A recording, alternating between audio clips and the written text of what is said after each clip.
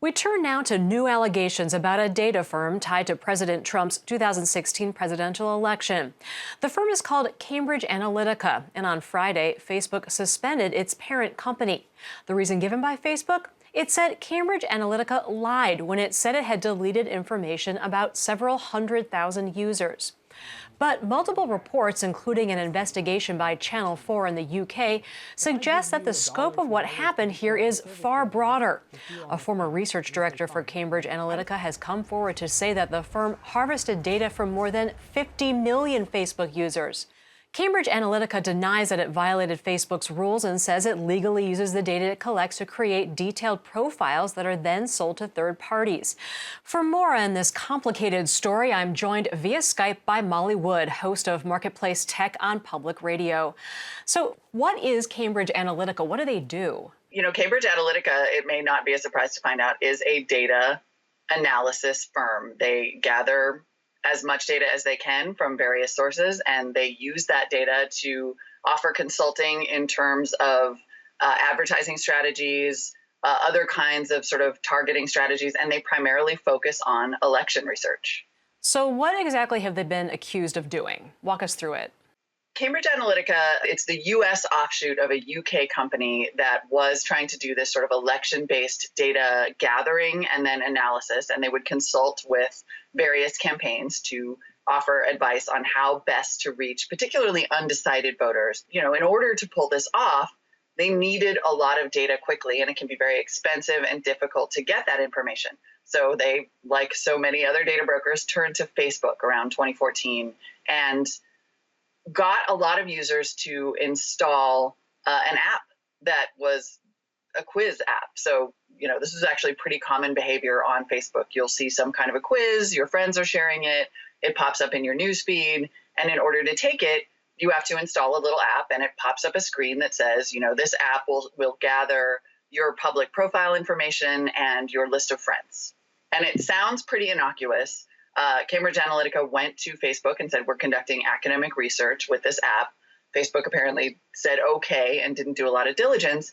And through that, because they were able to get sort of the direct access from the people who installed the quiz app and then gather all the information from the friends of the people that had installed the app. And that includes likes, their various posts, the pages that they subscribe to, just a ton of information. They were able to gather really detailed profile information on 50 million Americans. So then what did they then do with all that information? So then what that information does is let a company go to a campaign and say, this is how you should target these users. These are the kinds of digital ad strategies that you should use. These are the ads you should buy. This is the language that you should use.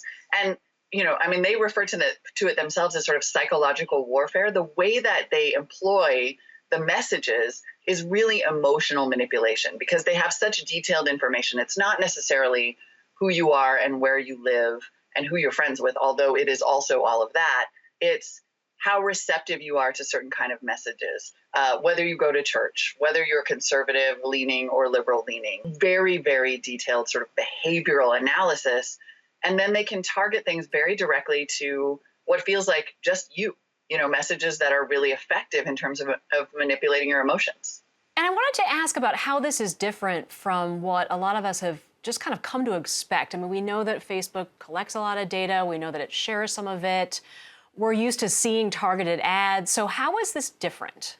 They're operating on a much higher level in terms of sort of weaponizing the data that they collect, using it in this really efficient way that it's not about getting you to buy something.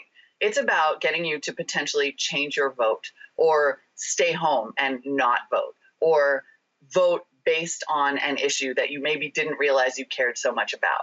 And it really is based on this idea that your emotions, that your sort of psychology is up for grabs if someone has enough data and they use it properly. How has Facebook responded to all of this? Facebook has responded in a way that we're sort of getting used to from Facebook, which is at first to, sort of significantly downplay their role and then eventually acknowledge that some things happened. And what they have done in the short term is ban these researchers and this company from being able to access its service. They've banned these researchers from Facebook. They've also said that they're going to try to track down and delete this data, which I have to say is extremely unlikely. The data has probably already been resold or repackaged at this point, and they don't necessarily know who has it anymore. So their response has been pretty muted. And in fact, one of the researchers who was working on the UK arm of this company now works at Facebook. So it's very likely, frankly, that Facebook is itself trying to replicate some of these techniques with respect to advertising. All right, Marketplace Tech's Molly Wood, thank you so much for joining us. My pleasure.